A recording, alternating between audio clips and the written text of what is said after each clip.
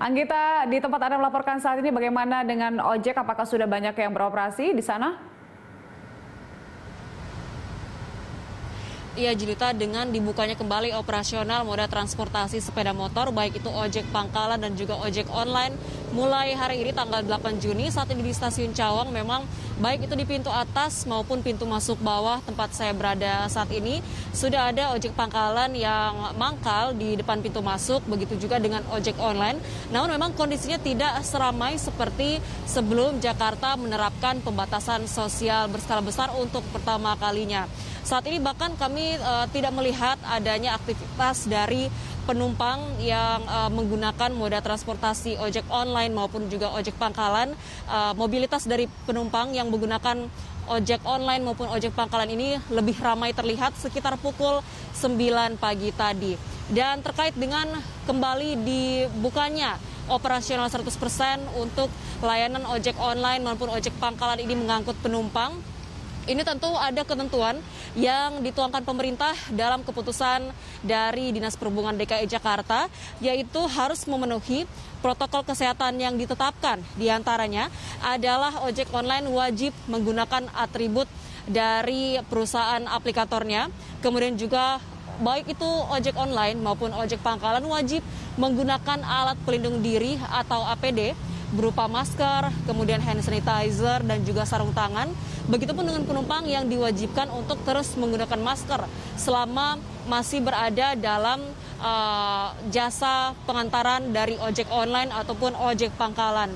Selain itu, aplikator dari perusahaan layanan jasa ojek online juga diminta untuk menerapkan aturan geofencing penggunaan jaringan satelit GPS ini sehingga ojek online bisa dipantau untuk tidak beroperasi atau keluar masuk ke dalam wilayah yang ditetapkan sebagai zona merah penyebaran COVID-19 di DKI Jakarta. Ojek online juga ini dilarang untuk mengantarkan penumpang masuk ke dalam wilayah zona merah penyebaran COVID-19 di DKI Jakarta. Kemudian juga selama proses mengantarkan penumpang, ini pengemudi ojek online dan juga ojek pangkalan diminta untuk senantiasa menjaga kebersihan sepeda motor dan juga helm dari penumpang. Dan pengemudi ojek juga diminta untuk rutin terus melakukan disinfeksi begitu selesai melakukan pengantaran terhadap penumpang. Dan jika ojek online maupun juga ojek pangkalan kedapatan melanggar aturan protokol kesehatan yang sudah ditetapkan oleh Pemprov DKI Jakarta ini, maka mereka bisa dikenakan denda mulai dari minimal Rp100.000 hingga Rp500.000, dan juga bisa juga dikenakan sanksi berupa kerja sosial, yaitu membersihkan fasilitas umum dengan menggunakan rompi pelanggar PSBB, dan yang terakhir ada juga sanksi berupa penindakan derek, yaitu menderek motor pelanggar ke tempat penyimpanan kendaraan bermotor yang telah disiapkan oleh Dinas Perhubungan DKI Jakarta. Julita. Ya, Anggita, bagaimana dengan protokol kesehatan? Apakah sudah diterapkan oleh para pengemudi ojek? Ya, terkait dengan protokol kesehatan, yaitu seperti menggunakan masker, kemudian menggunakan hand sanitizer.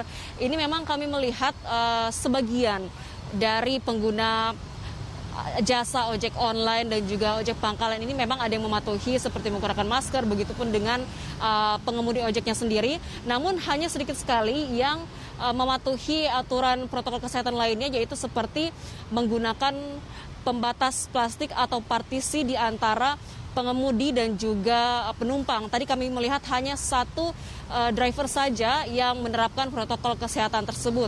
Lalu protokol kesehatan lainnya, adapun contoh protokol kesehatan yang diterapkan oleh aplikator layanan jasa ojek online, selain driver wajib menggunakan masker, sarung tangan, dan hand sanitizer, adalah penumpang wajib untuk menggunakan helm pribadi berstandar SNI. Namun dari tadi kami berada di sini hanya ada 1 hingga 2 penumpang saja yang membawa helm pribadi selama menggunakan jasa ojek online.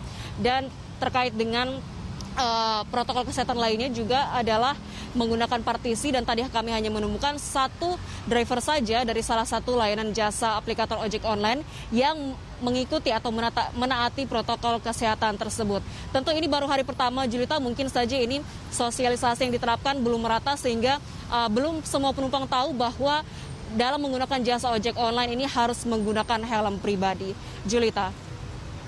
Ya, kita harapkan ke depannya para pengemudi ojek online lebih taat terhadap protokol kesehatan. Terima kasih Anggita untuk informasinya dan selamat bertugas kembali. Pemirsa, itu dia Anggita, Wulan Dewi serta juru kamera Haryadi Jamal dari kawasan Cawang, Jakarta Timur.